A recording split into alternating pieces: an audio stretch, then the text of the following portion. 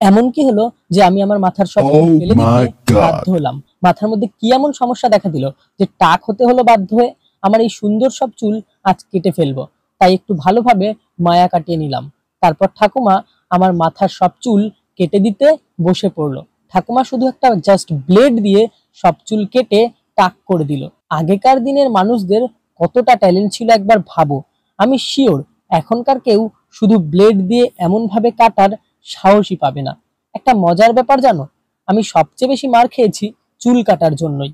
কেননা আমার কানের কাছে, গলায় ও ঘাড়ে প্রচন্ড সুরসুরি। তাই কেন তাই ছোটবেলায় চুল কাটতে বসলেই কান্না করে উঠতাম মার হাতে মার খেয়ে। তবে এখন তোমাদের বলি চুল কাটলাম কেন। কারণটা হলো মাথায় এত খুশকি হয়েছে যে সেগুলোতে পুরো মাথায় ঘা ঘা হয়ে গেছে ও ফুসকুড়িতে ভরে গেছে পুরো মাথা। আর ভীষণ চুল পড়ছিল, তাই বাধ্য হয়ে সব চুল কেটে দিলাম। তোমরা যদি কোনো সলিউশন দিতে পারো এর আমাকে, তাহলে কমেন্ট করে জানিও। বাই দ্য ওয়ে, টাক হয়ে কেমন লাগছে তোমরা জানিও।